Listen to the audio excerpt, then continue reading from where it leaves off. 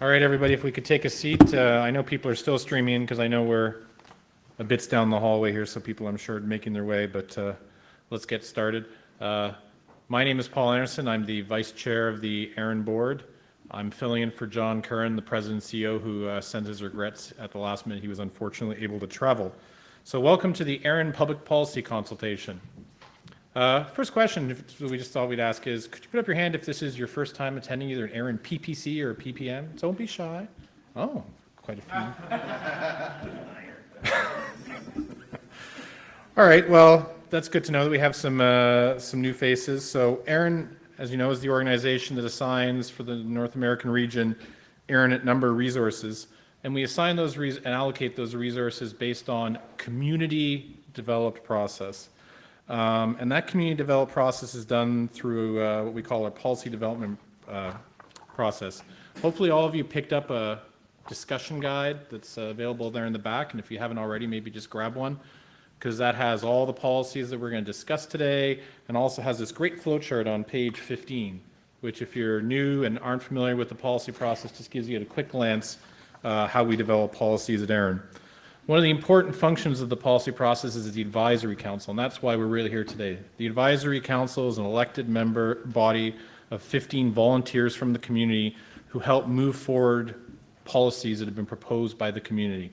They, effectively make sure this process is followed and work on the community's behalf to develop good technical and sound policies. And one of the reasons we're here today is to get operator feedback into our policies. So, without further ado, there's about 7 policies currently in the chute, but we'll be discussing only 4 today. Again, they're all in the discussion guide if you want. A few notes before we get started. I've already kind of covered that. This is an open public discussion, so anybody who's in this room is entitled to speak, make comment. Please feel free. It's very important because your input is invaluable in developing these policies. We'd also like to note and welcome our remote participants listening out there. So there is remote participants. That's why it's very important that if you are going to speak, that we ask that you approach a mic so you can be heard. There's also a live transcript and there's a chat room. So for those that are remote, if you do want to ask a question, you can just do so in the chat room and it'll be read out here by Kevin Bloomberg, seated up here at the head table. Just a few rules and reminders when we do get into the policy discussions that I will, as the chair of the meeting, moderate all discussions, make sure everyone can be heard. It's very important that you do speak your name and an affiliation so that you can be recognized. And please, we ask that you comply with our rules and courtesies, which you can find in the discussion guide. Today up here with me as myself, I'm Paul Anderson. We have Dan Alexander, who's the Advisory Council Chair, Kevin Bloomberg, the Advisory Council Vice Chair, and Leslie Nobile, who's with ARIN staff. And as you can see also up at the head table, we have our jabber machine, so all our remote participants are sitting right there in the middle of the table. We've got a few things we're going to discuss today. Leslie's first going to give us a status of the IPv4 free pool, a hot topic these days. Dan will come and give us a report on the current Advisory Council activities. As I said, we're going to discuss 4 draft policies. And then another item, which, by the way, just for those that usually do attend, we are going to have one special topic. We'd like to take some time to discuss the future of these ARIN public policy consultations. So Mike is indicating his hand in support. So if you do have some time, please stick around. We'd love to get your input. And with that, I would like to invite Leslie to come up and give the V4 depletion as I try and get it up. No clicker, just this? Okay, cool. Hey, everyone. My name is Leslie Nobile. I have a very quick update on the status of IPv4 depletion at ARIN. As you know, we are getting very close. So I'm going to talk a little bit about changing dynamics. This is the stuff we're seeing with IPv4 depletion. Lots of different behaviors, lots of different things going on. One of the big things with depletion is that we did an IPv4 countdown plan and we phased it in 4 phases. And each phase had different processes and procedures, and we got a little, tighter on the way we review requests the closer we got to depletion. So in phase 4, all of our IPv4 requests are being team reviewed, which means that they're being reviewed in the order they're received, and they're being reviewed by more than one set of eyes so that we always have an objective, objective people looking at each request and making sure there's consensus on the way to move forward with each request. We think that's the fairest way to proceed, given impending depletion. So that has actually slowed down our processing quite a bit. I think our SLA is a 2-day response time, and I think we're on a 4 to 5 day response time right now. One of the reasons that we are so slow at this point is because we've started seeing a real increase in IPv4 request traffic, particularly in the last few weeks. We've got several hundred requests sort of in some state, some pending state right now. So things are a bit slower. Also, with before depletion, we have a new customer profile. We have first-time people coming to ARIN, brand new customers who know nothing about ARIN, who would typically have gone to an upstream ISP for space, but we're seeing a lot of upstream ISPs telling their downstream customers, go to ARIN. There's a policy where you can get your own /24. We want to keep a hold of our own space because we don't know what's going to happen in the future. So you go to ARIN and get your own. So we're dealing with lots of first-timers, doing a lot of education, a lot of hand-holding, and just, that's sort of slowing things down a little bit as well. Additionally, we already have an increased workload, but we expect that to increase quite a bit more, and that's mostly due to the transfer market. We expect when we deplete, which should be sometime in the near future, like the next month maybe, we're going to have a lot more transfers going on, and a lot of the transfers are going to be market transfers of legacy space that's been sitting in the ARIN database since before ARIN's inception, space that we inherited from the internet. And a lot of that legacy, those legacy registrations are stale. The data is old. So we're going to be doing a lot of chain of custody, verification and vetting on that kind of space. And additionally, a lot of it, as I said, is stale. So some of it is going to be in some company name that was bought or sold 5 or 10 years ago. So a lot of these people it's going to be a 2-step process. They're going to have to do an 8.2 merger and acquisition transfer first, and then they'll proceed to do that 8.2 market transfer.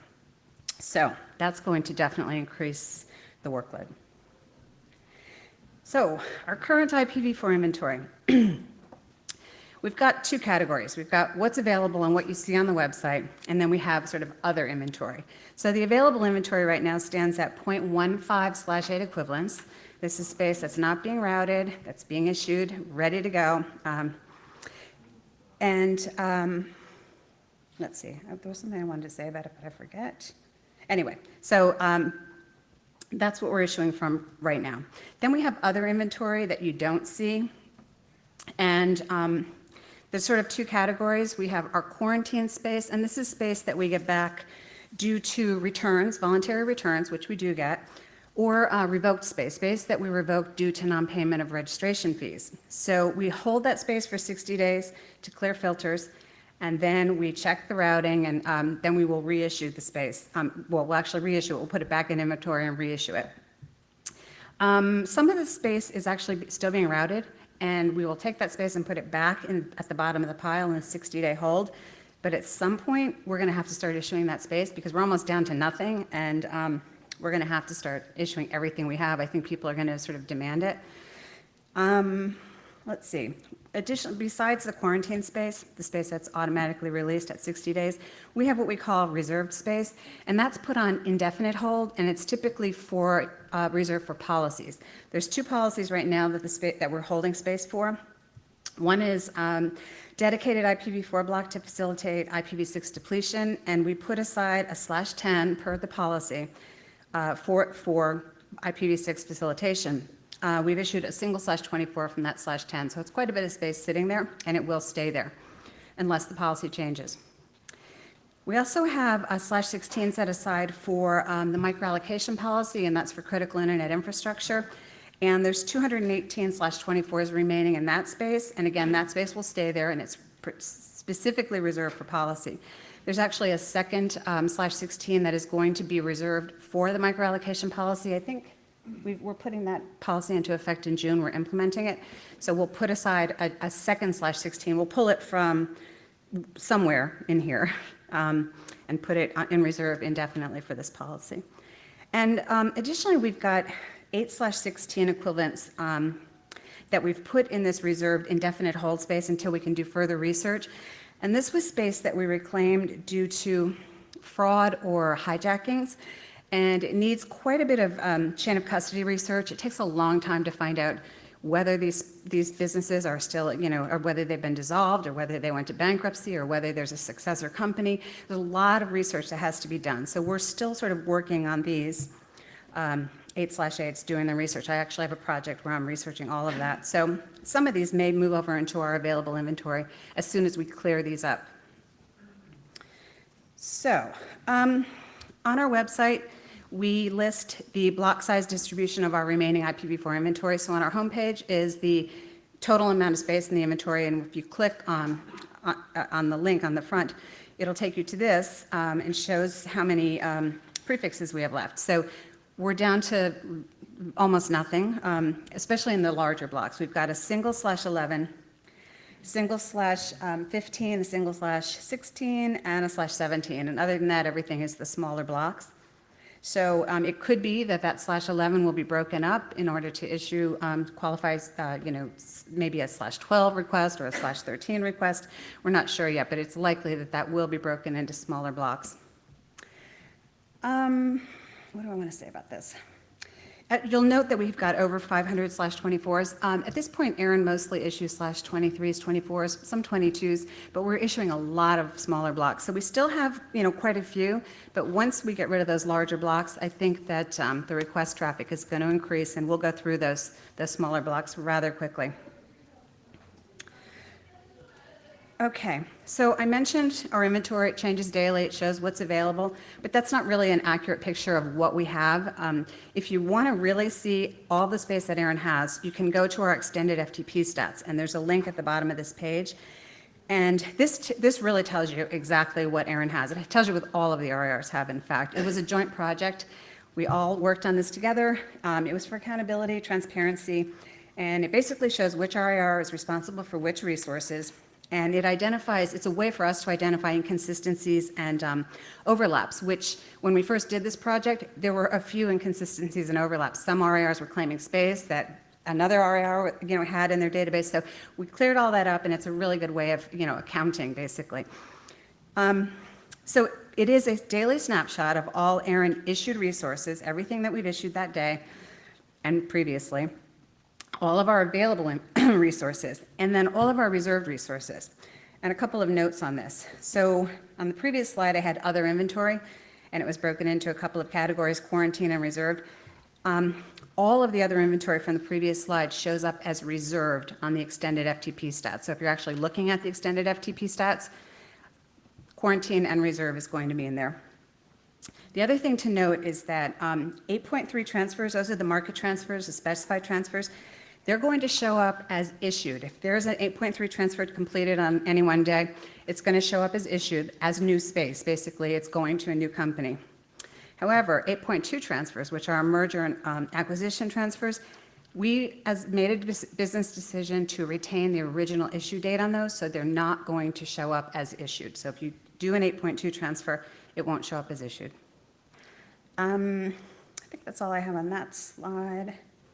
So we get asked this question, once you hit 0, is that the end of it? Will you ever be able to increase your space again? And the fact is we will. We're going to count down. We're going to get all the way to 0 probably in the next month or two. And then we're going to have bits and pieces coming back. So our inventory is going to go up and go down. It's not going to go up a lot, but it will go up and down. And there's 4 ways that addresses come back into ARIN's free pool, and that is through voluntary returns, which amazingly enough, we are still getting. When we do get returns, we tell people, we send them email and we say, you have an option. You don't have to return it. It's nice that you're doing this, but you have an option to transfer this space via this policy if you're interested. And people still give it back. They want to be good netizens, so we do get voluntary returns.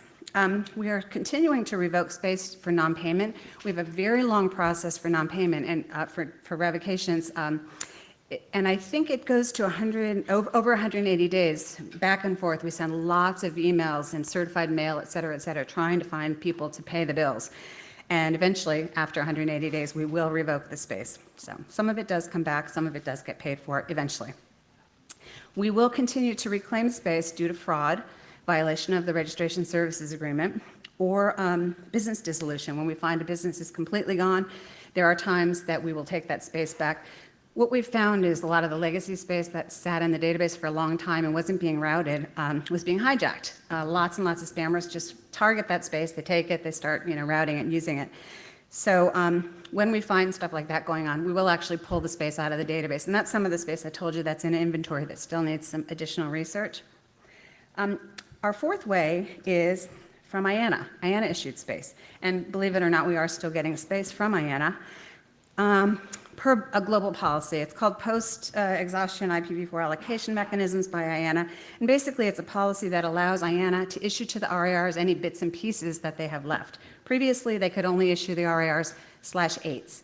This policy allows them to issue in equal amounts, whatever space they have left, twice a year to the RARs. So far, we've each received 3 allocations. We've got a /11 in March or May or whatever of 2014. We got a /12 in September of 2014 and a /13 in March of 2015. And we're due for our next allocation in September. So it's March and September that we typically get these. IANA still does have some space, so we will get our next allocation. It's probably going to be a /14, but I'm not positive.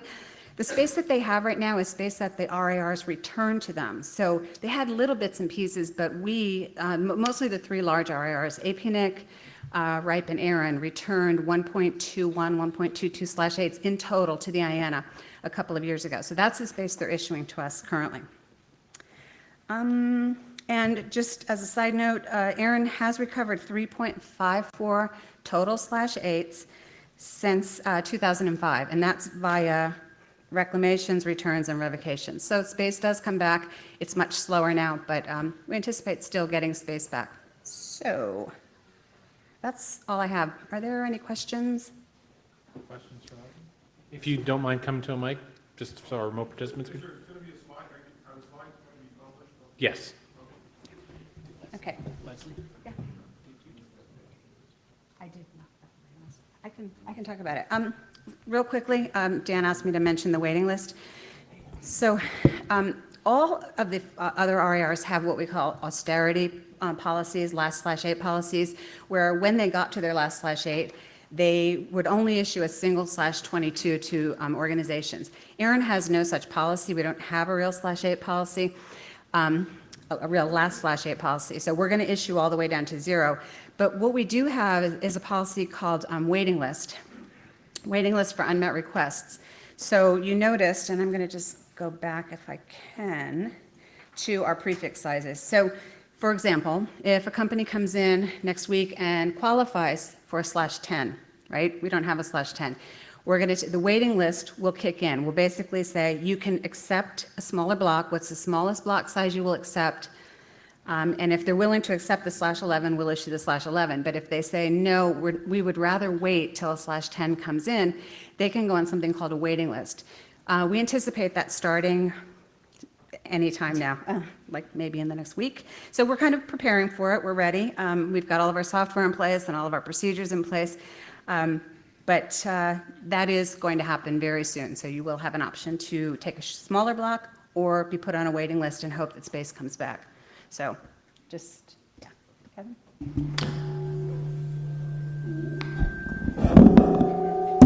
Ouch.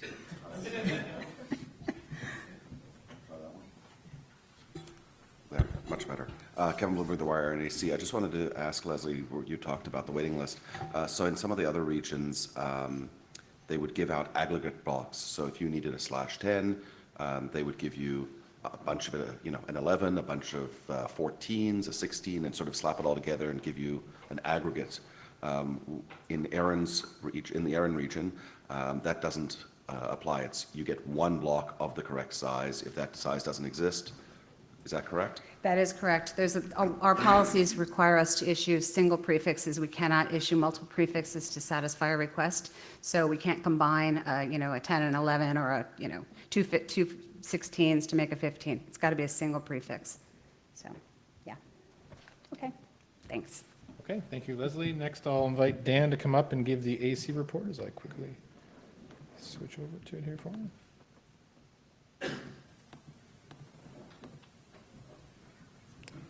Minor, is it C or C underscore?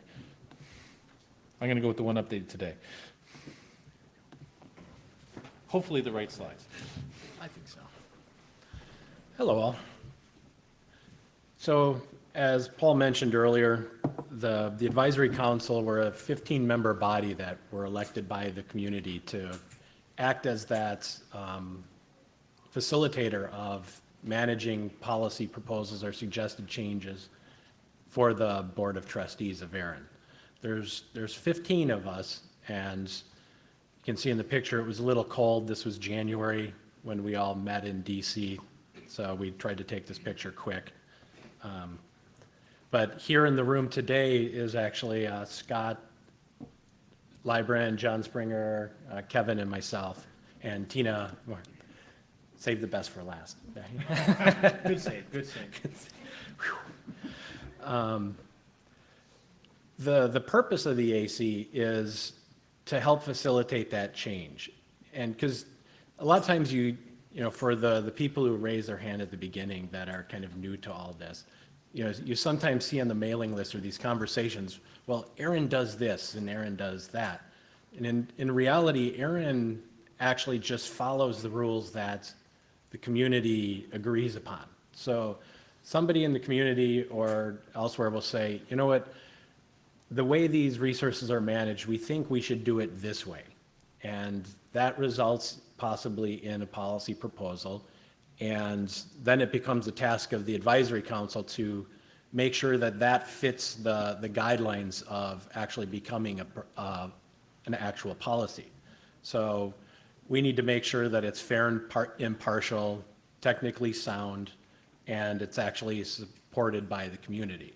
And then once we actually cultivate all of that into something that we think we can reach consensus, it's then forwarded onto the Board of Trustees to actually become a policy.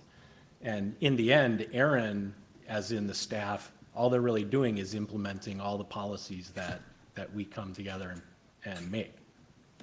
So right now, there are 7 proposals submitted so far this year. 22 were actually submitted last year. Today, we've got 4 that we're going to talk about, and we have an additional 3 that we have not actually yet moved on to a draft status where we have clarified that these are something that we're going to actually work on. So in order to advance these 4 drafts, we're going to talk about them here today, and the whole reason we're here is actually to get this room's feedback and opinions, because as network operators, it's actually a very valuable perspective for the advisory council to hear, because we look at different things like the mailing lists. ARIN has their public policy meetings twice a year as well, but to actually be in this forum is extremely valuable for the advisory council to hear these different perspectives. So the 3 proposals that are brand new were just recently submitted, so they're in the initial review process and they're not going to be talked about here. But just to touch on them briefly, one of the proposals we worked on last year, we actually abandoned because people couldn't come to a complete agreement as to how that should be managed. But when the advisory council abandoned it, we said it's still a valuable topic, so we wanted to continue working on it. So it's actually coming back in a new version, and it discusses how ARIN allocated resources might be used outside of the region. There's also another proposal to consider the utilization of those resources outside of the region. And a third is how to simplify the needs requirements for V4 resources when they're transferred. So we're going to be reviewing these 3 proposals at our next meeting, and at the joint NANOG ARIN meeting in October, if we accept these, they'll likely be discussed there.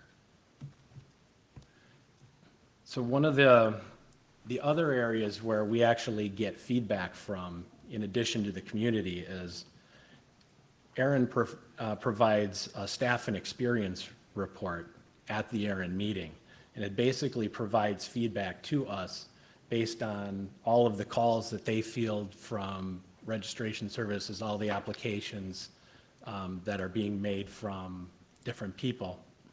And they provide us, some feedback as far as lessons learned and problems that they're seeing out coming in from the community as potential changes that we could make to policy to help people out.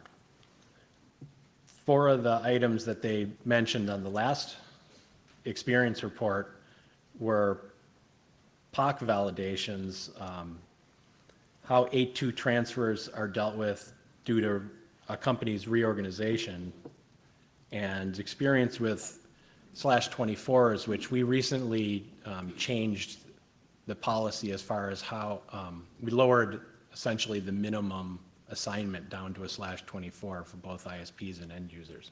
So they're gaining experience as to how that's being implemented. And there is also an immediate need topic that we're looking at as well.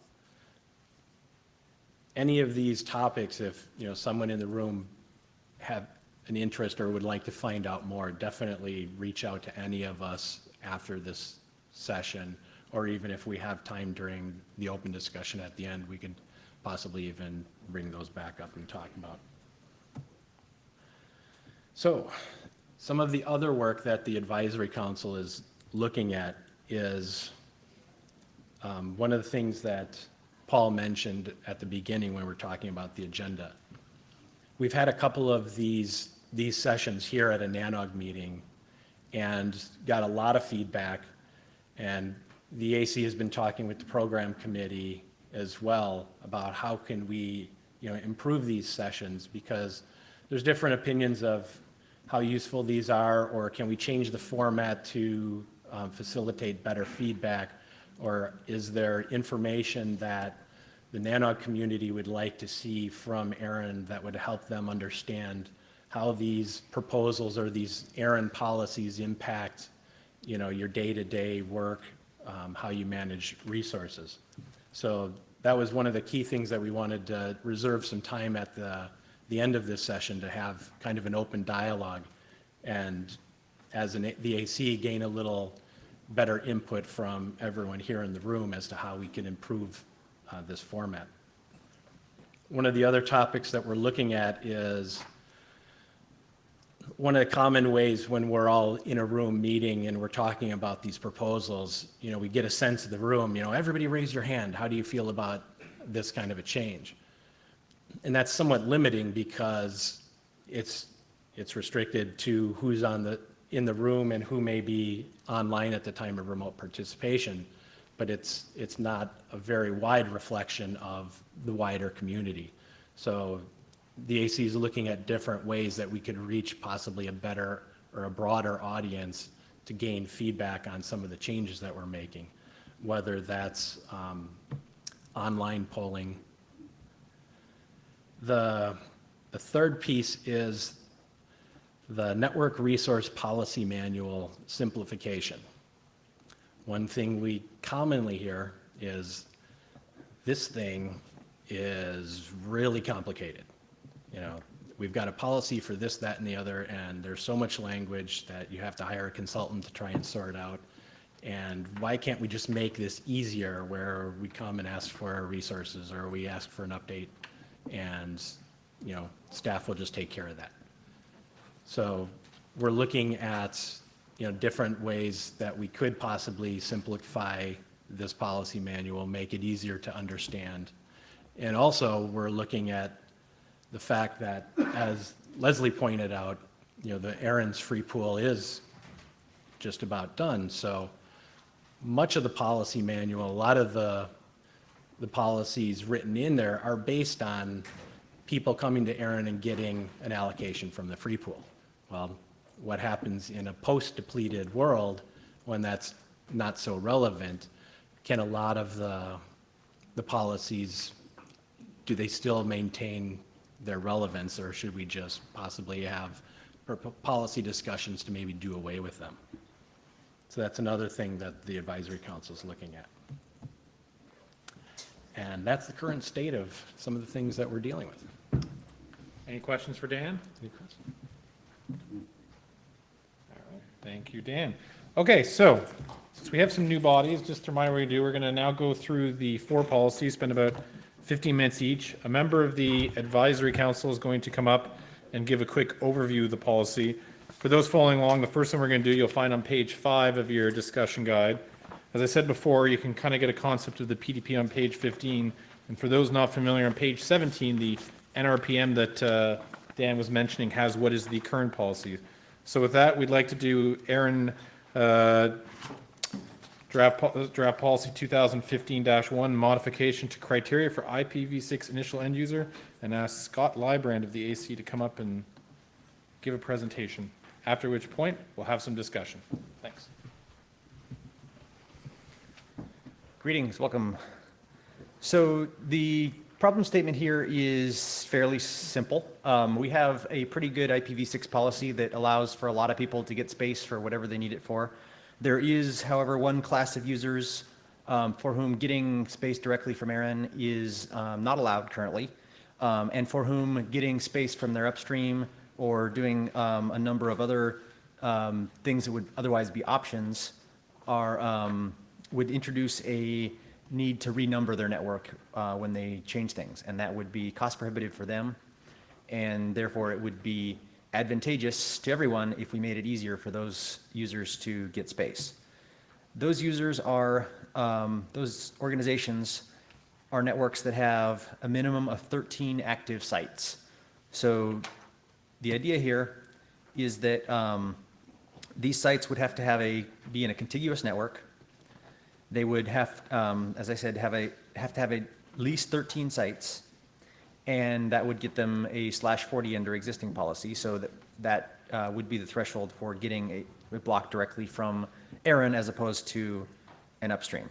The idea behind that threshold is largely because there's a cost to all of us as network operators of carrying that prefix in the table. So we don't want just anybody to be able to get a network for any reason, but it would be useful for these networks to be able to get space if they're that large. So what are we talking about here? What kind of network is this? An example would be an organization with 50 locations, 10 staff each on average, 20 devices, voice and data subnets. They're not multi-homed, and in IPv4 land, they're using 10 space and NAT. In IPv6 land, we don't really want them to use NAT6. We don't really want them to have to multi-home because they have one provider that's providing their IPVPN. That's great. BGP multi-homing in this case would be wasteful. And the other option under existing policy would be to have them just go ahead and get an IPv4 block, because if they got a v4 block, then they would qualify for a v6 block. Well, if they can get by with the PA space that they've got, not get a new block from ARIN, and just go straight to v6 for their ARIN issued space, that would be great. So we want to make that possible. So this is a fairly simple constrained use case. I can go into more details if you want, but since we have a limited amount of time, I thought I'd breeze through that and see if anyone has any questions, comments, support. Do you think it's too loose, too strict? Do you wonder what in the world are you even talking about?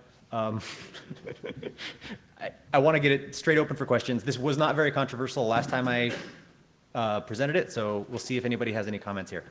So please approach a microphone, sorry, sir, because we do have remote participants, and of course, if you are on the remote, feel free to ask a question, and we will read it in queue. Again, if you're in this room or hearing the sound of my voice, you are entitled to participate. Sometimes it's useful even if you can just come up and say, I think that's a good idea or a bad idea. It's any input's helpful. Sir, name and affiliation. Yeah, Bill Goldstein, retired AT&T product manager in internet services, but my affiliation is myself right at this point. Some of this information is interesting. I was dealing with these issues just before I retired, and I've got to think, maybe find a way to get some of this to some of the friends on that group that I was dealing with so they might address this.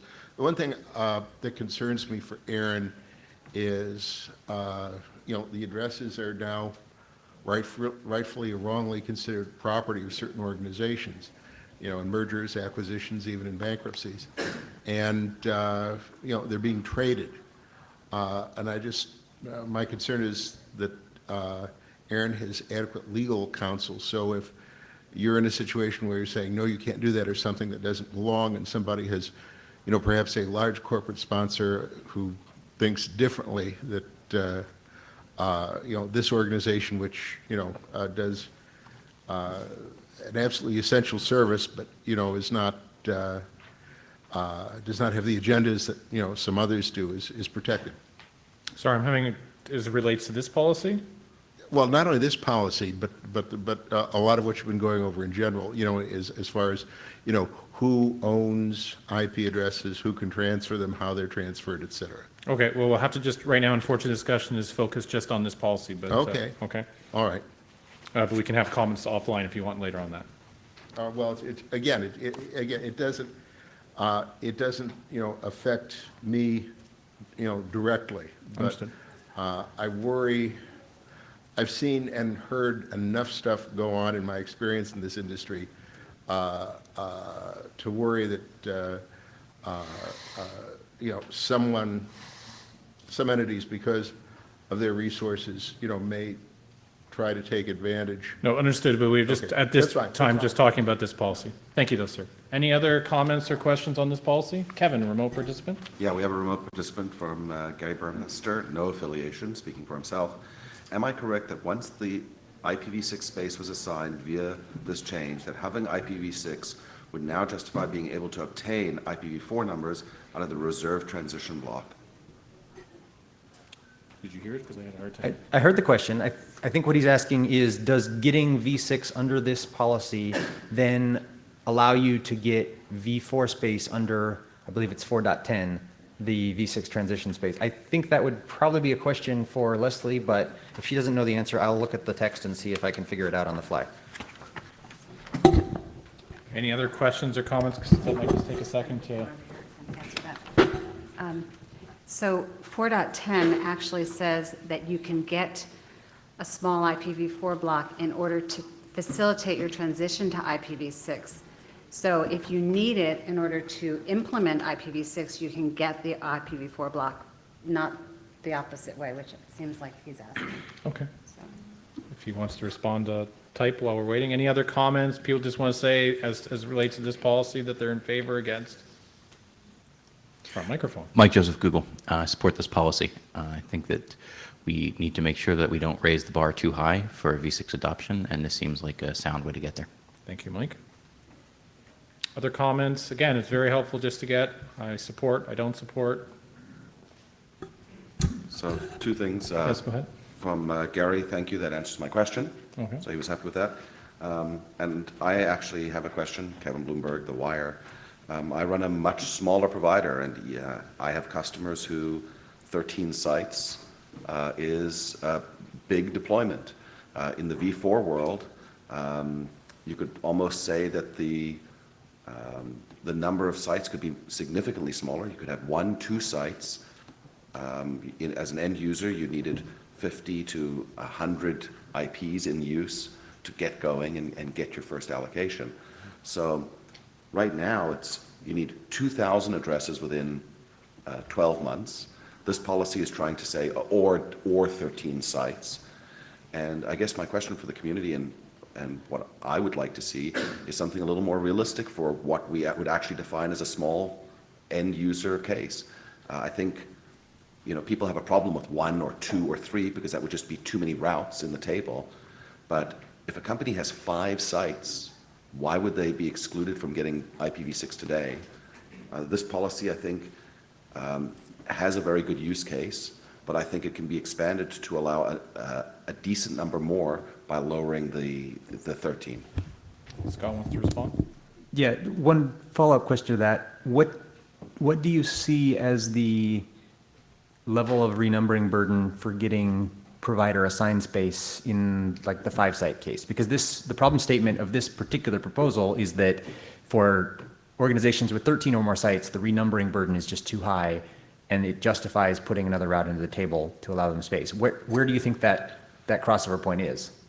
I would say that the burden of renumbering when you're a company with 3 people is the same as the burden when you're a company of 15 people, i.e. if you have 13 sites and you have 13 employees, the burden is probably equivalent to a smaller company that has less employees and less ability to deal with it.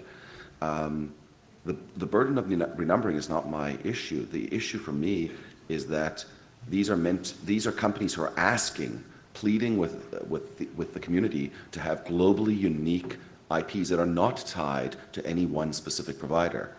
And what we're now doing is we're specifying the size to exclude what I would consider to be small organizations. So I'm trying to figure out if this is a modification to this policy that we're proposing or a new policy idea that would expand things further. I am just saying that the number 13 could be a smaller number and would allow the use case to expand to a larger group of. I would love to hear, this is the first feedback I've heard on whether the 13 is the right number. I would love to hear more feedback from the community on whether that's the right place. 13, good number, bad number? Come up. Jason Parsons, Saffron Solutions. I think 13 is a bad number. Do you have a counter proposal? Recognizing that any number is going to be inherently arbitrary, I agree with Kevin's observations that I'm a consultant. My client base is primarily smaller enterprises. The burden of renumbering for them is high. Their networks have a significant deal of complexity, but would largely be under the 13 number. So it feels a little bit arbitrary to me, although I recognize that any number is a little bit arbitrary. Thank you. Thank you. Next speaker. Mike Joseph, Google, again. I'm not taking a position on a number, but I would say that I think as a community, we need to be cautious about recognizing an unfunded transfer of costs. While small entities might have a larger burden of their budget spent with renumbering, remember that if we simply gave every entity of any size IPv6 PI space, then every other network on the planet now has to carry those prefixes and bear those costs. So I do think we need to remember that we can't really weigh this as the impact just on the entity affected. We have to strike a balance, because, while it may be unfortunate for you to have to renumber, it's unfortunate for me to have to carry your prefixes because you won't. Thank you. I'm going to close the microphones unless somebody wants to approach now. So we'll close the microphones. Microphone closed unless there is a remote participant squeezing in, Kevin? No. Okay. Thank you very much for the feedback on this. The AC appreciates it.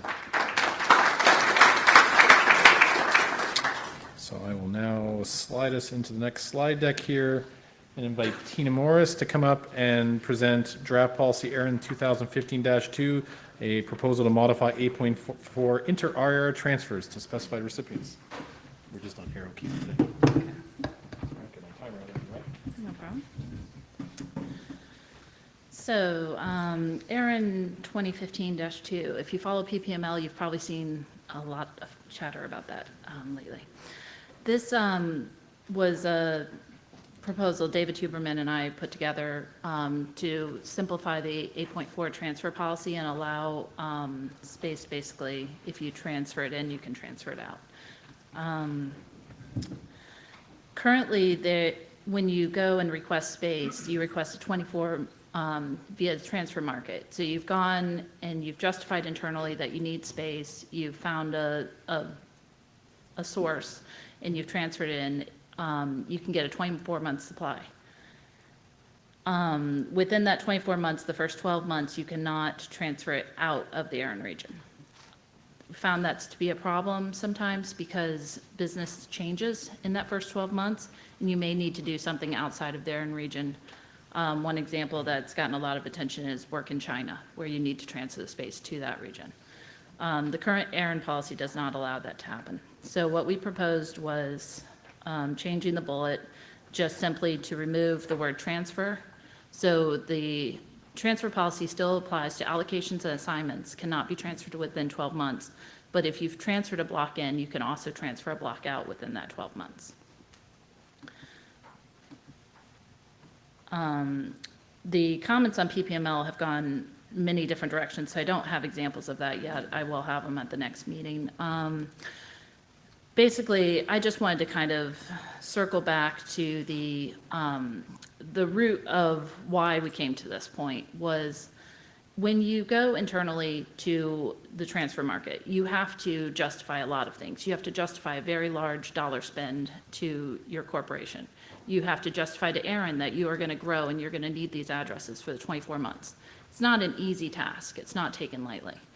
But it also doesn't allow any flexibility.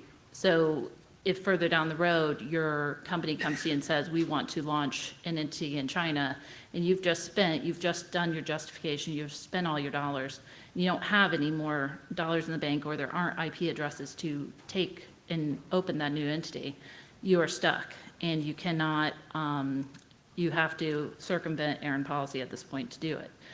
And that's not the best way. So what we were proposing was that, just to make this more of a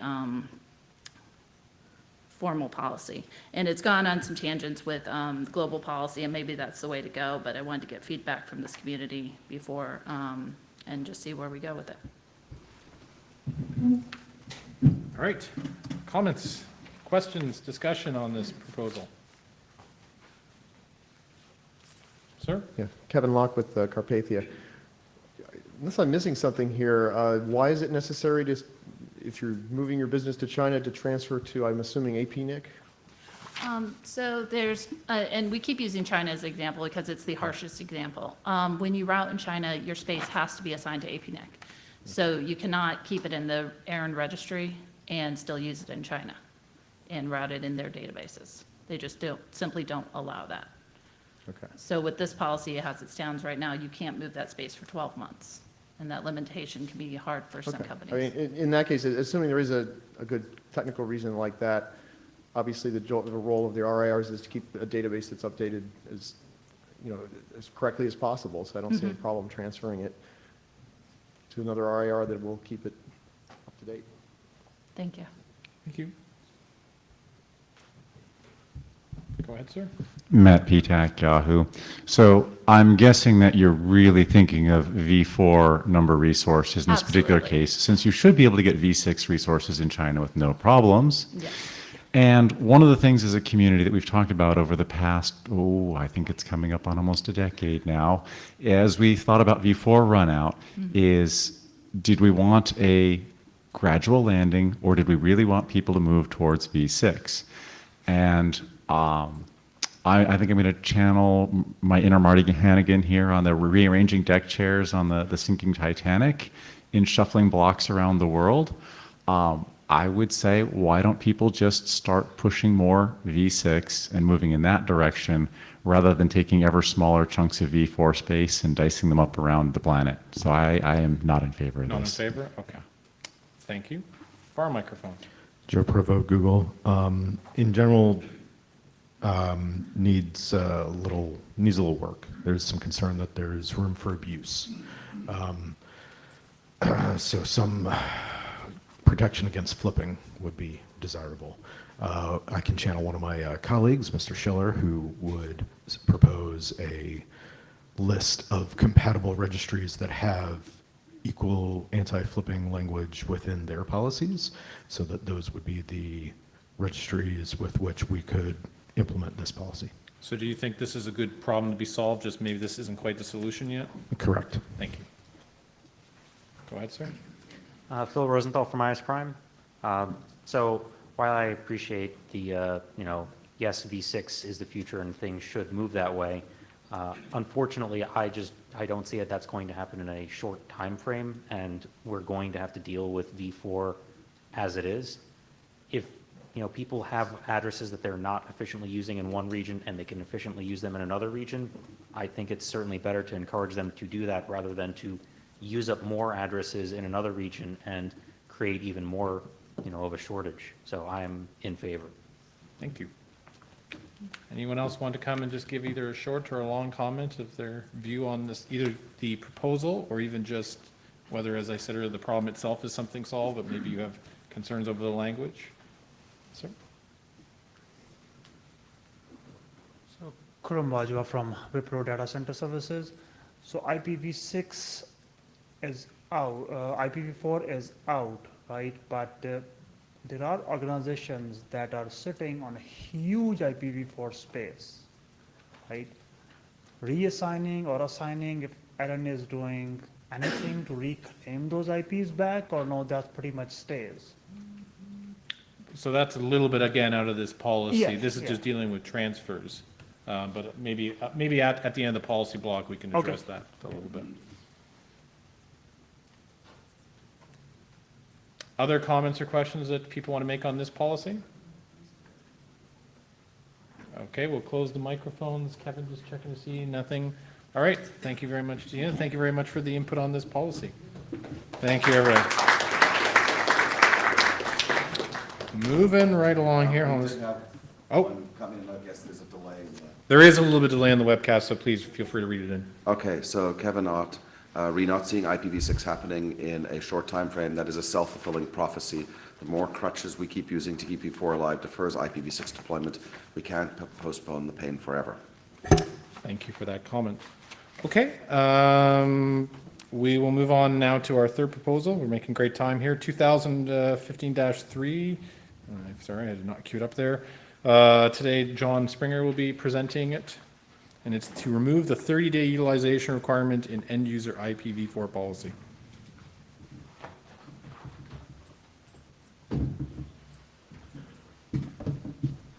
Hi, everyone. Thank you for coming. So I'm presenting today for David and Leif, who couldn't be here, to remove a proposal to remove the 30-day utilization requirement in end-user IPv4 policy.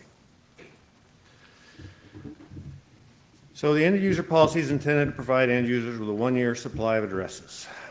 Qualification is subject to a number of terms, one of which is that the operator needs to use at least 25% of the addresses within the first 30 days. The author submits that this is an unrealistic expectation and proposes that we remove it. Text wall, essentially there are that's the contents of section 433 right now. If you go to that in your manual, you'll notice that it doesn't say 25% immediate utilization rate. That figure is supplied in 4216 on page 22 of the NRPM. So, but the reference is what is proposed to be removed in this case. And by removing that one clause, you end up with a remaining 50% utilization rate within 1 year. Justification, it often takes longer than 30 days to stage the equipment and start actually using addresses. I would say that's more common than not, actually. Growth not being regimented, the forecast is to use X addresses over the course of the year, not 25% within 30 days. And this policy text applies to additional address space requests incompatible with the requirements of other additional address space request justification, which indicates that 80% utilization of existing space is sufficient. And the reason we're here is to solicit operator input on the matter. So let's have some. I once again welcome you to come to the microphone. Don't all race at once. No, seriously, please come up. Sarah, go ahead. Matt If you could Petak re-identify yourself. from Yahoo. I'm lucky sometimes if I can get legal review on signatures for contracts in 30 days. I wholeheartedly agree with let's get rid of 30 days. Thank you. Thank you. Mike Joseph, Google. While I support the idea behind this policy, I do oppose it as written. I think simply striking the 25% requirement doesn't address some of the issues, particularly as they were brought up on PPML, regarding making sure that we're not looking purely at a speculative request from an Insight that may have no relationship prior with ARIN. I think some interesting ideas were mentioned on PPML. I think some of those may have merit, but the policy as written, simply removing this requirement is not sound in my mind. So I oppose the policy. Thank you. Mike, can I just ask you a question related to that? Sure. If you didn't want it removed, but the issue is that 30 days is difficult to sort of deal with, especially in a transfer environment, what would an operator community feel today would be a reasonable number? 180 days, 365 days? I don't pretend to speak for an operator community, but I would say that, first off, I think in the case of a transfer, there's no difference, because I don't think anyone's suggesting that the 30-day clock starts from when you file the request. I would think we understand that it starts from when you receive the space. So I would think the mechanism by which you acquire the space is somewhat orthogonal to how quickly you might use it. I think things like the size of the space and the nature of your network would be more controlling factors there. But to answer your question, I don't have a particular number in mind. I think people have suggested 90 days. People have suggested other accounts. I do think, though, that we need to be careful because, again, this is all speculative. It's all forward-looking. And we need to, we could remove this and add other language. We could change this term. I'm not suggesting a particular remedy. I simply think removing this term and leaving the door open to anyone who comes in and walks up and says, I want, a /22 and I'm going to use 50% of it in a year. And you should take my word for it. I think that's insufficient. Thank you. So I think there are many possible remedies. Thanks, Mike. Other comments, remote participant? I see someone come from the mic. Michael Roberts, Switch Co., not speaking for my company, et cetera, et cetera. I don't have a particular view on how it's actually written, but I do think that having a 25% immediate utilization rate and then a 50% utilization rate within a year is sort of nonsensical.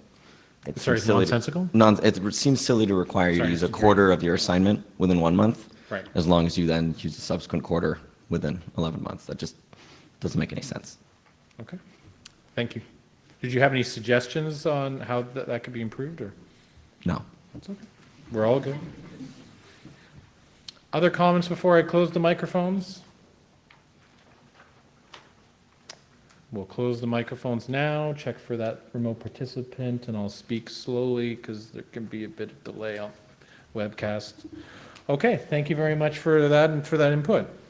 Just as a small note, by the way, since if you do have an idea or an improvement or suggestion on any of these policies, it's either come up after we've closed or you didn't want to come to the microphone, many of the AC members will be in the room at least for a few minutes, so please feel free to come up, grab one of them, and catch their ear. So we'll go into our final proposal of the day, 2015 that's not right, 4, sorry. And I will invite Kevin Bloomberg to come up and discuss the modification of Section 8.2 to better reflect how ARIN handles reorgs. Kevin.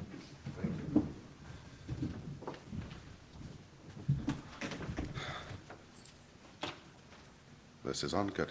Hello. Okay, so we had a proposal which came to the AC last month, Prop 218. And the minutes, the nice thing is, if you love reading, all of the minutes of the ARIN Advisory Council meetings are published. Usually, I think 5 to 10 days after the meetings, you get to see all of the discussion that goes on between all of the AC members to sort of understand why the AC is saying one thing or another, or doing one thing or another, or moving things forward or moving things backward, etc. So this was Prop 218. And one of the things that was discussed was initially, is this really a policy change, or is this something called an editorial change? An editorial change is where we are saying, or we're asking the community to confirm that what we're changing is really just a typo, or we missed something here, or the numbering of something is wrong. We're just going to fix it. We ask the community, we do a consult, or ARIN does a consultation process just to confirm that. And if everything's good, it's sort of short, side steps and fast tracks through the whole process and goes to the board to get ratified. It's a much simpler policy. And what happened was, in 8.2, let's just go over to it, ARIN staff indicated that the procedures should clearly describe how reorganizations. So the word reorganization isn't in the title of the section. So it's in the text of it, but it's not in the title. And so there was some ambiguity in that regard. If all we had done is added that in, then maybe you could say it was editorial, because really is a title, something you need to do. So this policy did a couple things, because why fix one thing when you can fix two? And what it did was it added the word reorganization to the title.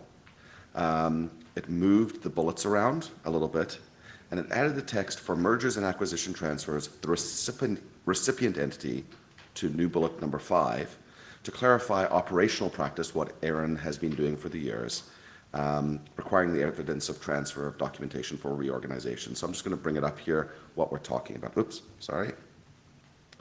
We add the word reorganizations, and we just add in the explanation for mergers and acquisition transfers. Now, years ago, there weren't that many reorgs that necessarily would have happened. Meaning, your companies would have reorged, and ARIN wouldn't have necessarily been involved. It got forgotten about. But now people are realizing they have to clean up their data. They did a reorganization 10 years ago, and suddenly they realize they have all of this extra space. They want to move that space, transfer it in the 8.3 market, but it wasn't ever reorged into their proper location. So now they're going into ARIN to do reorganizations. So where there wasn't necessarily a need for this cleanup years ago, nobody really thought of it, we're now getting into a situation where people are wanting to clean up their data and which is a really good thing, cleaning up data. So let's move on to the discussion part of it. Do you support updating and just clarifying these couple points? And if not, what changes could be made to this policy that would make you like doing this? So the first question is, do you support this, I guess, is the main thing.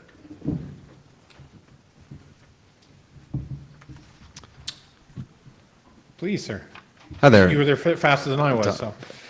Donnie Royceman with SoftLayer. So I understand, what's the difference between a reorganization versus a merger and acquisition in the eyes of ARIN in this policy? Leslie? Let's give her a second to approach the working microphone. Okay. So a merger and acquisition is when there's been a sale or a merger of corporations. Reorganization, what we've seen typically is an organization that decides to move all of their network operations to their headquarters somewhere, and they've got a bunch of subsidiaries and they want to consolidate and move everything to one place. So they're reorganizing, and we'll allow them to do that, but it doesn't really fit under an M&A because there's no legal documentation per se. It's just what they tell us they're doing. So that's typically what we're seeing when they're consolidating into one location. So in the case of a reorganization, does the entity have multiple orgs within ARIN, and they're just trying to move them around across existing orgs? What are they trying to do? They're trying to, so they'll have 3 or 4 subsidiary companies, and they all have space from ARIN, but they want it all to be in their headquarters, because that's where NetOps is going to be. So they want to move the space from those 4 subsidiaries all into their parent company. Got it. Okay. Something like that. Thanks.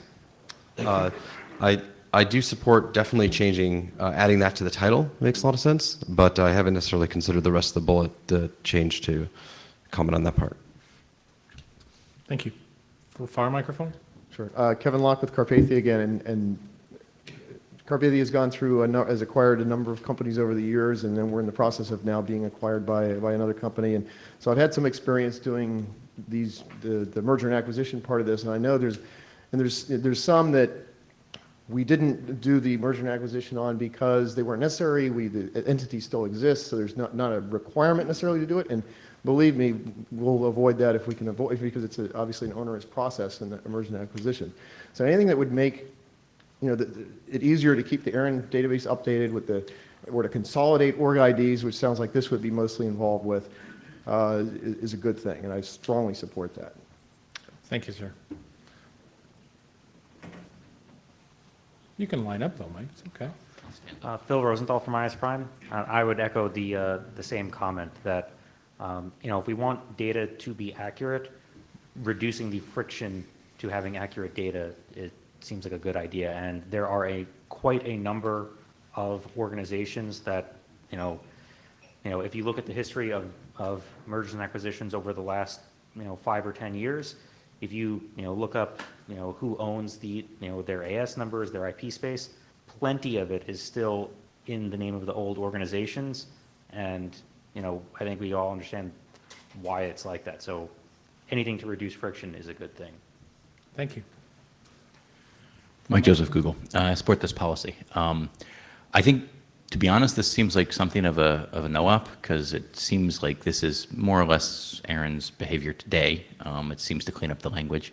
I do note that the policy came from a former member of ARIN RSD, so I can only assume that he thinks it's necessary for some reason. But it seems completely sensible to me, so I support the policy as written. Thank you. I'm going to make a last call for comments. So we've got a remote participation, I believe, or? Remote participant Gary Burmester, no affiliation, speaking for myself. I think this is an example of how the NERPM over-specifies ARIN operational practice. While I understand the huge effort to simplify the policy manual is a work in progress, it is long overdue, and I would prefer to see operational practices removed where possible. Thank you for that. Last call, we'll close the microphones. Sir, go ahead. So we're going to close the microphones after this one? No. So if you want to approach now, or Bill, the microphones are closed with you, sir. Okay, yes. Bill Goldstein, again, my affiliation is myself speaking for myself. And let me ask is a question. When these addresses are provided, is there anything specific in the agreements with ARIN stating that organizations, particularly commercial organizations, acquiring these cannot capitalize them or put them in the books as a depreciable asset? I would be happy to try and get you an answer that's sounding a very specific legal, and I would not feel comfortable, but I can get you an answer very shortly on that. Well, again, I'm bringing... There is an agreement that every organization that approaches ARIN today to get the registration services agreement. Leslie, are you able to? I don't want to put you on the spot, because that's... I'm almost positive that the registration services agreement says that IP addresses are not to be considered property. I can look that up and let you know, but fairly sure it's in the agreement. Yeah, there is.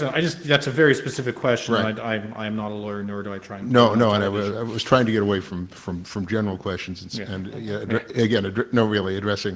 addressing this specific issue. It's just, I see, and again, not talking about my prior association or my employer with AT&T, because I have never seen AT&T do this, but I have seen so much dubious trading of IP address space where I read about it or have heard about it from from customers, and the question comes to mind, is it legitimate to do this? Are you really, are you ascribing property rights to something that is not your property? So perhaps what I can say is that ARIN does maintain a significant legal reserve. Okay. And ARIN has actively defended the rights of the community to establish and enforce registry policy. And to date, ARIN has never been ordered or subject to a judgment to do anything other than follow the policies for all resources in the registry. So that has been our position up till now. Okay, and it's a significant, in fact, you can see it on our budget for anybody to see. No, and that's excellent. I agree with it, but again, perhaps at an appropriate time, it might be worthwhile reviewing some of those agreements with the idea that reserve never has to be addressed or touched. Okay, thank you for that input. I'd like to follow up to that comment real quick, specifically to Leslie's response. While the RSA does specify, I believe, the ARIN's concern about it's how it considers addresses, do not believe that the RSA prescribes or proscribes any particular accounting treatment of addresses to entities. Is that consistent with ARIN's expectations? I'm going to be happy to get you to answer that, because you're asking a very specific question. I think I know the answer to that, but considering Leslie just answered a question Yeah. that wasn't quite the answer that was posed, I'd like to make sure that no one from staff believes that the RSA or entities which sign the RSA are agreeing to any particular accounting treatment. So let's put a pin in that. We're going to go on to the next item, and I will try, if possible, to get a Thank you. response back. Because I would hate to rush, since it seems that's on everyone's mind. Is there any, I believe we've already closed the mics, but I'll give one last moment for everyone to interject on this one. See none, thank you, Kevin, for your input. The only other comment I wanted to make that came out of, I guess, a question regarding reclamation and, the, I guess, unused address space. The community has put in place the transfer policy. It seems to be working. And, a lot of times people speak a little bit about, there's all that address space, but just as a reminder, at least at an RIR level, in 2009, there was 11.5/8s allocated between all the RIRs, over 15 in 2010, and over 12 in 2011. So the rate at which globally we've been going through address space is quite significant. So large reclamation is probably not going to assist you in IPv6, IPv6, IPv6 people. So with that, I think we will end our policy discussions. Thank you very much all for your input. What we'd like to move into is this last item that I alluded to earlier, which is the future of ARIN public policy consultations. So to give you, which is what we're in right now. So we started this a few years ago. It was as ARIN, both the board and the advisory council and the staff kind of looked at the future of policy. What does policy look like post runout? What's the appropriate number of meetings to have? As we said earlier, we have 2 ARIN meetings a year. The public policy meeting, one in April, which is standalone, and one in October, which is back-to-back with NANOG.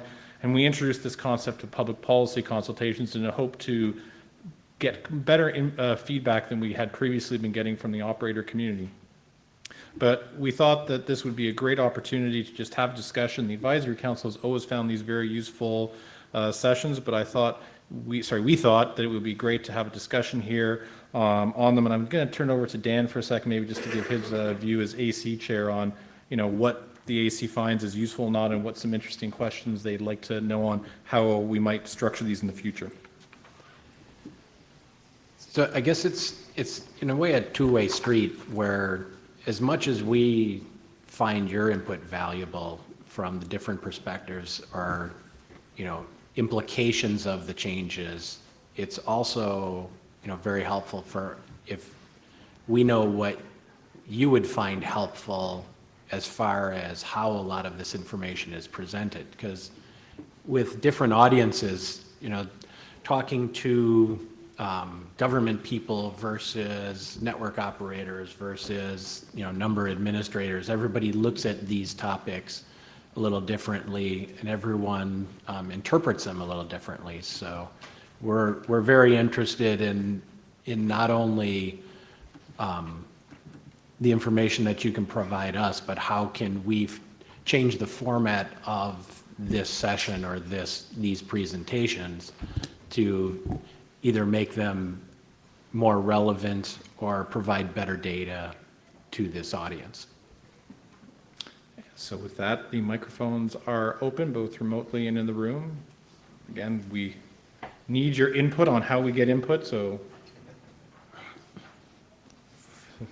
front microphone. Mike Joseph, Google. I oppose the existence of the PPCs. Let me clarify.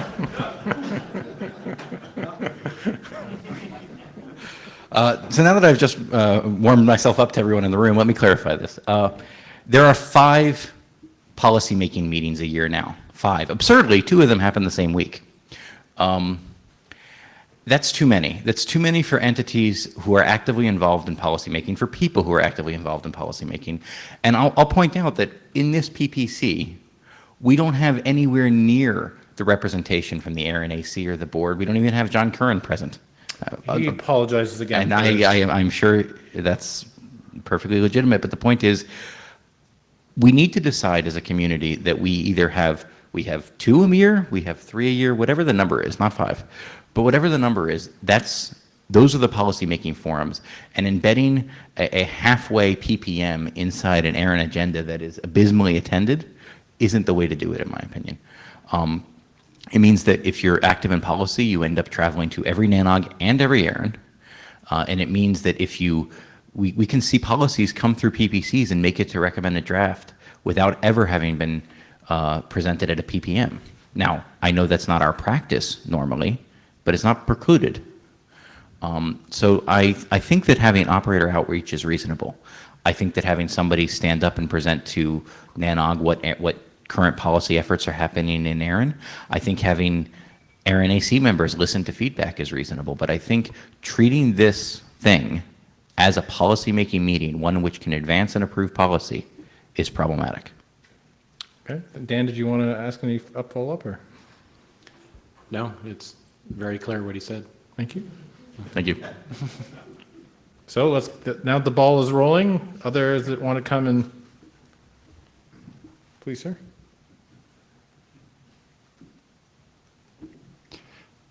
Matt Petak. This time I'm going to speak just for myself. Following up to Mike Joseph's comments, electrifying as they were, I am a little curious from the ARIN perspective, is there a requirement that the April meeting be standalone? Would one thing that could be considered be to do 2 joint meetings a year with NANOG and just say, okay, it seems to work well in October. You have considerably higher participation when you smush things together there.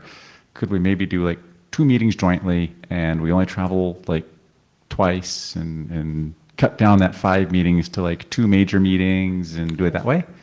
So that's a great question. So yes, the October has always been back-to-back. The April has generally been standalone to give a little bit of flexibility so that, and ARIN has tried several times to sometimes line up with other meetings or organizations, such as CARIB-NOG or the Canadian ISP organizations, because our region, being Canada, the United States, and a large amount of the Caribbean and other properties in our region, we just want to make sure that we had the ability to, traditionally had the ability to visit those regions if NANOG was not able to get that. But there's no requirement, and that's a great suggestion that we could look at in the future. That's just been the traditional. Leslie, did you want to add something?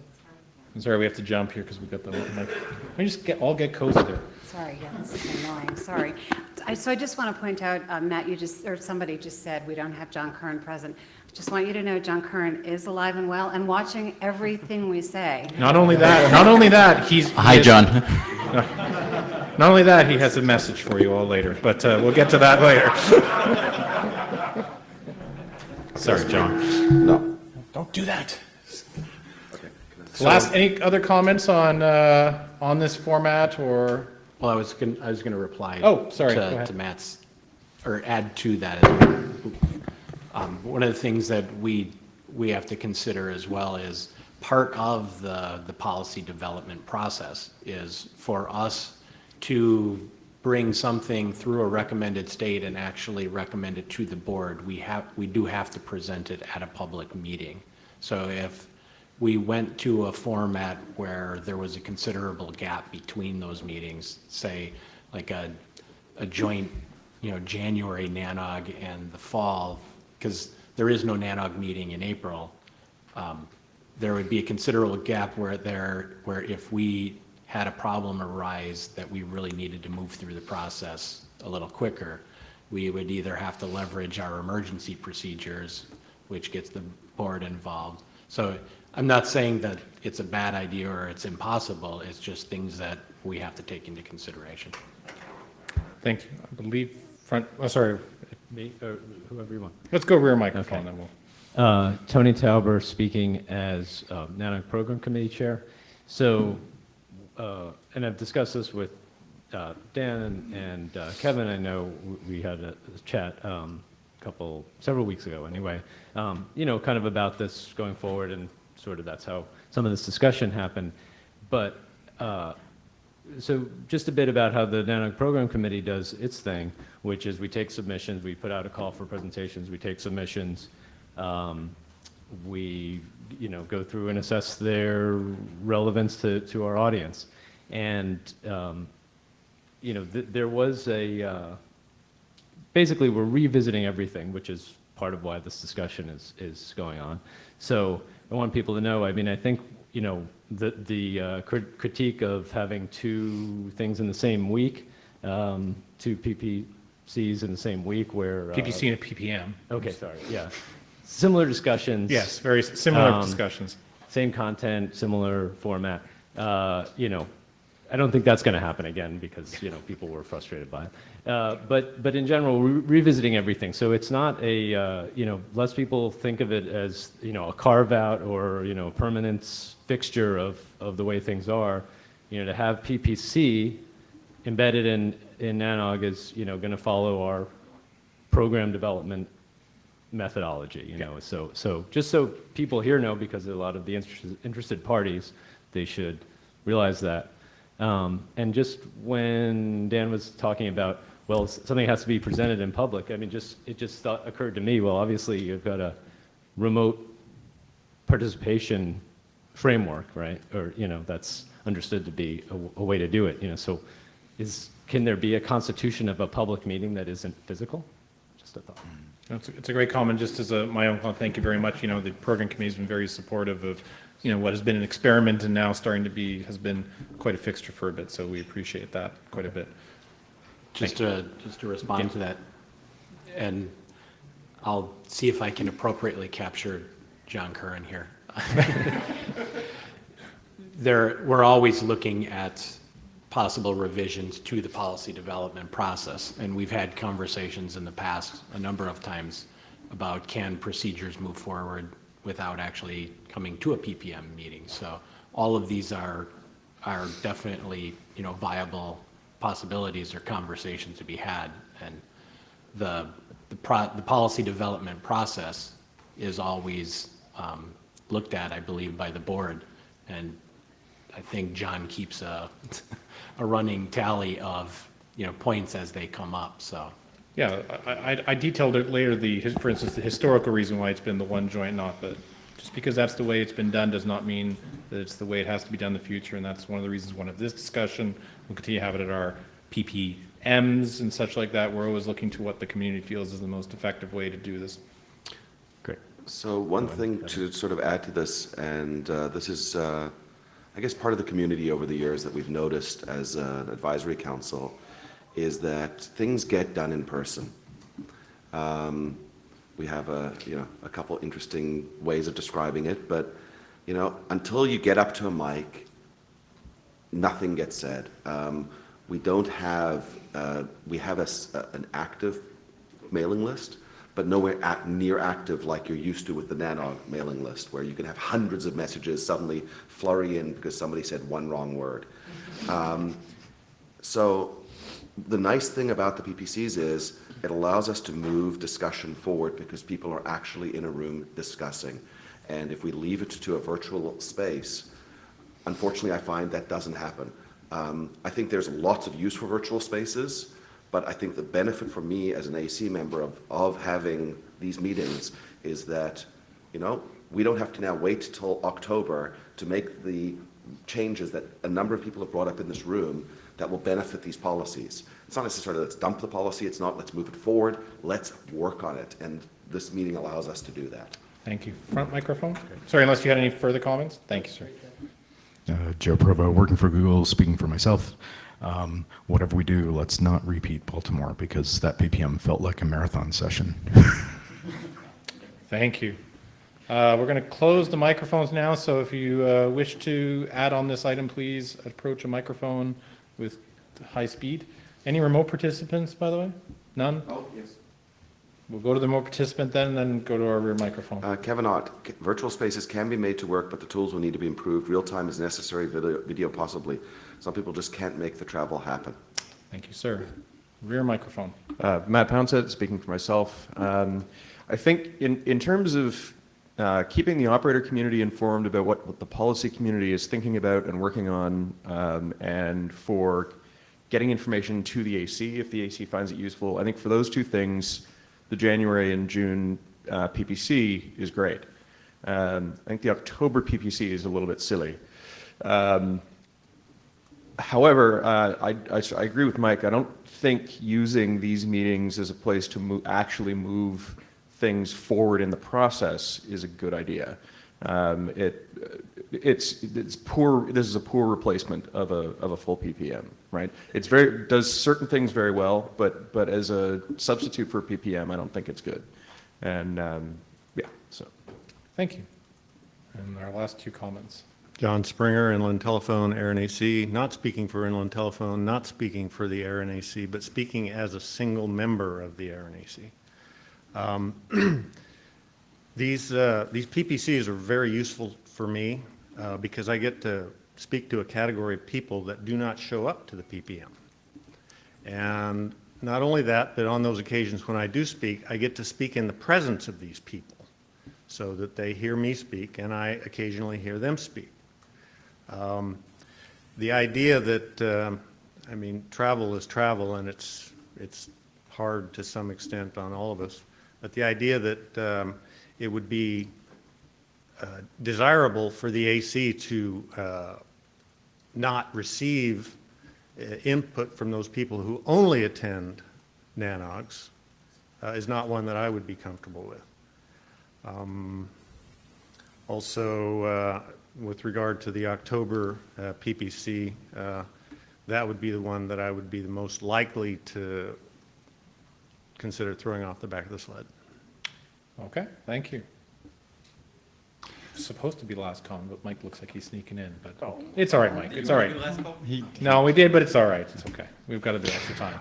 Matt Pitek again, speaking for myself and not completely understanding the subtle distinction between PPC versus PPM. I'm going to ask a dumb question. There are no dumb questions, but I might give you a dumb answer. Excellent. Rather than kind of wedgie sandwiching this thing in the middle of NANOG, would you guys be open to considering maybe having, rather than the 3-day massive meeting in October, doing like 1-day follow-on at the end of each of the 3 NANOGs to do kind of shorter PPMs that are actual like meetings So versus don't do the, so you're Cs? suggesting don't do this kind of bit within the Don't do main it within program NANOG, but and have it see- the same hotel, same place, And so see that with, if NANOG would be cooperative, because it is obviously their meeting to doing. those of 3 us who are passionate about policy could stay the extra day. We've already flown. It's just one more hotel night. And then we get the more immersive, just full day, oh my God, microphone experience, which you know we just all live for. And this way, you actually don't have to worry about feeling like it's getting cut down to even fewer opportunities. This way you have three whole opportunities during the year to get that community feedback in an in-depth sort of just, oh, we really dig in mode. I have to say, sir, the way that's spoken is why we have in-person meetings, because how could you capture that in an email? Thank you. That's a wonderful suggestion. If anybody would like to approach the mics, we'll do one last call since I might not have been thinking. Mike, go ahead. So please approach while Mike is making a comment if you'd like to speak. Mike Joseph, Google. I'd like to just respond to John Springer's comment. I'll point out that we don't send the AC to PPCs.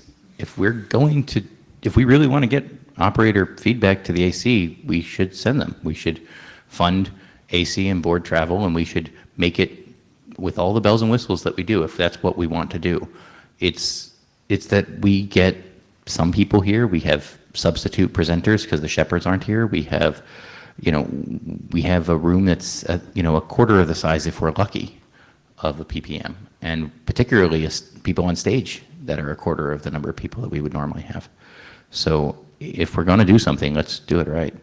All right, thank you. I would address that there is some support for, but you're quite right, we don't support the entire AC and board, but we do support in, But if we really discussion. think that it's important, we should. Understood. No, your point's made. I just want to say that that some of the AC and board do come here on support. But I get your point. You would like all, if it's going to be. If it's going to be real, let's make it real. Dan, I don't know if you wanted to have any closing comments or? Well, just that this has all been very helpful, because in all of the conversations I've probably ever been in with this topic, nobody I've never heard anybody say, this is a done deal, or, we've got this right. So I think each time we've had these, it's been a work in progress, and whether that work in progress results in us doing away with these or Whether it results in us refining them in some other fashion, remains to be seen. But all of the information that's been, provided here has been very helpful. So thank you very much. Thank you. Yes, thank you, not just on this session, but the input on all the sessions. To go back quickly before we wrap up, John called me on the weekend saying that he had something come up and couldn't travel, but I said, no problem. I'm sure nothing will come up that will require you. But he was able to remotely participate. So I'd just like to respond to the earlier question. And John Curran has asked me to say, the RSA and LRSA do not specify accounting treatment for number resources. The RSA and LRSA do require the address holder to agree that the number resources are not property, that they will not assert property rights against the resources, and that they will comply with the registry's policies. My apologies for delaying that. I'm just going to leave it at that, if that's Thank all you. right. Thank you, as I was pretty sure that was it, but it's given that there seemed to be some fairly specific, I thought it was good to let John just quickly, since he's at a terminal, verify. Just a reminder, as you probably guessed, we will have a PPM in October, back to back with NANOG. So in Montreal, as you know, so please do try and attend. If you'd like to become involved and you're not already, please consider joining the ARIN and PPML mailing list. And I believe, unfortunately, I think he had run it, the fellowship program has closed for, we do offer a fellowship to attend ARIN PPMs, which when it is back to back with the NANOG, we also do pick up the NANOG cost. So if you're interested in doing that, please visit our website. But with that, one last comment from Kevin.